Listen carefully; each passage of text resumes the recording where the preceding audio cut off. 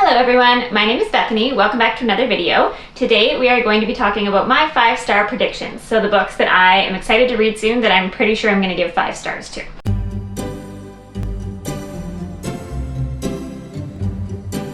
So this is quite a random list. Like I've got some middle grade, some YA, some adult. I think most of it is fantasy because that tends to be what I like the most. Some of these I'm like, okay, either it's going to be 5 stars or I'm going to hate it. But I'm excited to hear if any of you think I'm going to like these or not. Some of them I know are really, really popular and it's like weird that I haven't read them yet. But you never know. I might hate them. So let's talk about all the books that I think I am going to love. So the first one I think is the only middle grade on here, and that is Nevermore, The Trials of Morgan Crow. Why didn't I take the sticker off yet? There, that's better. So this is a middle grade about a girl named Morgan who I think is cursed to die on her 11th birthday. I've just heard from everyone who has like similar middle grade taste to me that this is amazing. If it's anywhere near as good as like Amari and the Night Brothers, then I'm gonna love it. The books are like pretty big for middle grade too, but it just seems like a nice little magical adventure. I think I've heard it compared to Harry Potter, but like not transphobic, so that's good. So yeah, I think I might try to read this month because I haven't gotten to any other middle grades yet and I like to read one every month. So this is the first one. Yes, great. Okay, the next two kind of go together because I am 100% certain that anything that Laini Taylor writes, I will give 5 stars. So I've got Lips Touch 3 Times, which is like the worst name for a book ever.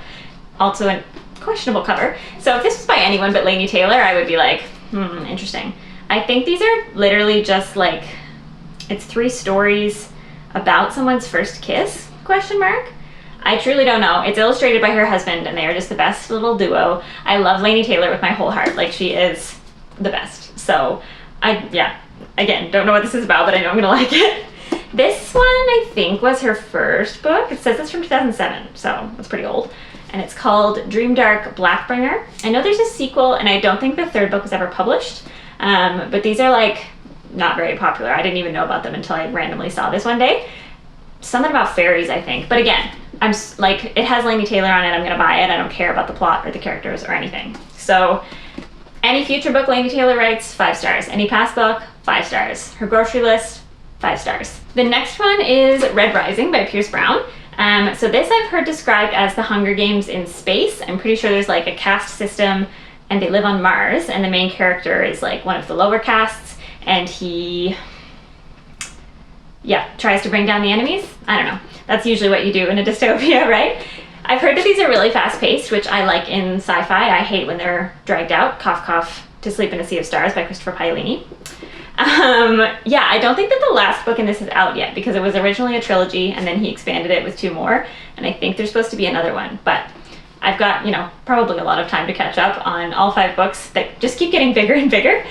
So yeah, sci-fi is kind of hit or miss for me. I tend to prefer it when it's not like space-based, but this is like on a planet, so it's not necessarily like on spaceships, I think.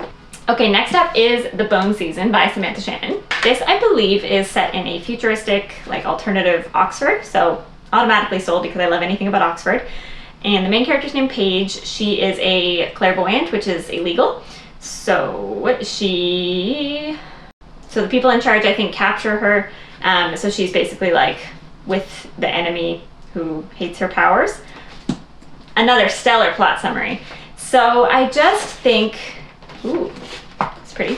I just feel like I'm gonna love Samantha Shannon. Again, I haven't read anything by her. I'm also really excited about The Priory of the Orange Tree. But I really like urban fantasy. I like kind of like a slower pace, more beautiful writing style, and I think that's what she has. Yeah, this just sounds like something I'm gonna enjoy. And I don't think I know anything about like why other people have liked it or not liked it. I just get a vibe from this book that I'm gonna enjoy it. So that's my very detailed and articulate reason that I think this one is gonna be 5 stars. If The Night Circus is not 5 stars, I'm quitting reading because The Starless Sea by Erin Morgenstern was perfection. Like, I don't know what the plot was. I couldn't tell you, but I enjoyed it so much and I read it in the fall and I still think about it all the time. Like it was just so magical and whimsical and perfect. And I've been putting this off because I don't want it to be over, if that makes sense. Like I'm so excited to read it, but I keep not picking it up because once I pick it up, I've read it and I can't do it again for the first time. So Illumicrate is doing a special edition of this one coming out in, I think it ships in like September, October or something. So I think I'm gonna wait and read that copy because I've realized that I should actually be reading my special editions, not just having them sit on the shelf. Mind blowing. And also it gives me fall vibes, again, for no reason, because circus does not correlate with fall in any way. Erin Morgenstern's writing style just worked for me. I totally get how it could not work for you. Like if you care at all about your plot, then you're not gonna like it. But if you're like a setting and writing driven reader, which I definitely am, Erin Morgenstern might be for you. Kind of like Laini Taylor, but a little bit more confusing, if that makes sense. I wanna read this so bad. Oh, plot, I don't know. I think it's about like two dueling magicians and there's a circus. I don't care. The next one is The Strange Case of the Alchemist's Daughter. So I saw one person talk about this on YouTube and then suddenly I saw like 87 people talking about it and I haven't heard a single one of them say a negative thing about the first book. I feel like they go downhill as you go through the trilogy. But yeah, everybody loves this one. And again, I'm saving this until the fall because it's like gothic vibes and I like to read seasonally. So this basically follows the daughters of like classic gothic heroes like Jekyll, Hyde, Sherlock Holmes. Oh, I think Sherlock Holmes is actually a character in this. Moreau and Frankenstein, etc., etc. So I've heard it's written in like a cool, like they're kind of telling the story. So there's like interjections and cool different like narration styles. And it just appeals to me. So I'm really excited for the fall. I want to read all the fall books now, but it's literally June, so gotta wait. On the topic of lyrical writing styles, I'm very excited about the 10,000 Doors of January by Alex E. Harrow. Don't know what this one is about at all, do I? It reminded me of The Starless Sea, I think, when I read the plot summary. It's like a book about books, and a girl discovers like a mysterious book.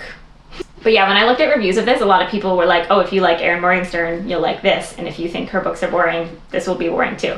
So I'm gonna like it. I found this at a thrift store actually for $1, which was very exciting. I haven't read any of Alex E. Harrow's books yet, but I do have the other one. So yeah, I feel like this again is gonna be a fall read, but also the main character's name is January, so I feel like I should have read it in January, but that doesn't make sense. No, okay. Like there's a quote on the back that says, a gorgeous, aching love letter to stories, storytellers, and the doors they lead us through. Absolutely enchanting. That sounds like everything I want in a book. The next one is Gods of Jade and Shadow by Silvia Moreno Garcia. I liked Mexican Gothic. It wasn't like my favorite book ever, but I enjoyed it and I liked the writing style. So this is by the same author, but it's about like myth and gods, which I tend to really love. I love anything mythology based. I have like a whole shelf of my historical fantasy / mythology. And yeah, I think this one is set in the Jazz Age in Mexico. If I'm being completely honest, I'm basing my 5-star prediction on this cover because look at it. I also found this one at a thrift store for like $1, but it's based on mythology and that's really all I need to know. And I'm excited. It's also not very big, which I feel like is rare for adult fantasy. It's less than 400 pages, so that's nice, and I'm very excited to pick this one up. Okay, this is the one on this list that I think I'm either gonna hate or love, and that is The Raven Boys by Maggie Stiefvater. So I'm pretty sure I tried to read this like 6 or 7 years ago, and I just couldn't get into it. But 6 or 7 years ago, I was very much into like fast-paced plots, easy to understand, like character development and, you know, plots. And that I don't think is what this is. So I didn't hate it, I just wasn't super invested, and I don't remember if I finished the first book or not. But now that I kind of enjoy those like whimsical fairy tale stories, maybe with less going on, I think this is going to be up my alley, but I don't know. I might have needed to appreciate it as a young person. As a young person, oh my god, how old am I? I might have needed to read this as a teenager to appreciate it now. I'm really not sure. So I'm trepidatious. One of my favorite YouTubers, Olivia Reads a Latte, is doing a buddy read of this starting in July. So it's like 1 book a month, and I'm definitely gonna partake in that because it might help me enjoy it if I like have to discuss it with other people and watch their videos and stuff. So yeah, I'm looking forward to that. This is about like a girl named Blue, and I think she's cursed with something. Oh yeah, she's been warned that she's gonna cause her true love to die, and then she gets tangled up with this group of boys. There's ley lines, there's like a Welsh king or something. I don't think anyone really knows the plot, but I'm excited to give this another try for sure. Okay, last but not least is specifically one book, but in general, anything by Brandon Sanderson. So I have Skyward on here because it seems like it's gonna be right up my alley. This is described as sci-fi, but like it sounds like fantasy to me. I think that the only thing that makes it sci-fi is that there's pilots, but I don't think it's anything to do with space. Like they're not space pilots, they're just airplane pilots. But maybe I'm wrong because this is sci-fi, I guess.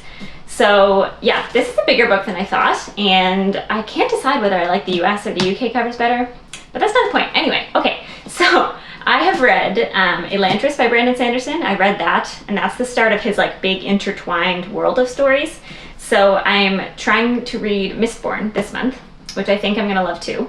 And then the Way of Kings series I'm gonna get into at some future date because I have commitment issues and those scare me. But this series, the third book, comes out in November, so it's the perfect time relatively soon for me to pick up Skyward and Starsight. Yeah, I don't know, these just strike me as something I'm going to enjoy. There's like a badass female protagonist. I know that Brandon Sanderson does awesome world building, so I know I'm going to enjoy that. And I think writing wise, Elantris was maybe his first book actually, the one that I read. And I liked the writing style, but it didn't really stand out to me. But I've heard people say that that wasn't really representative of his writing style, so yeah, I can't wait to get into this. I really am curious to find out why it's sci-fi, to be honest. But in general, I'm just excited to read it. Okay, so those are all the books on my 5-star prediction list. I think I'm going to try to read them all by the end of the year and then do like a follow-up video to see what I actually rated them. Because I think that could be really cool to find out whether I know my own tastes or not. But the first one we'll probably find out about is The Raven Boys, to be honest, because I'm reading it next month for sure. Thank you so much for watching. Let me know if you think I'm going to like or dislike any of these, and I'd also love to know what some of your 5-star predictions are. I hope you're having a wonderful day. Bye!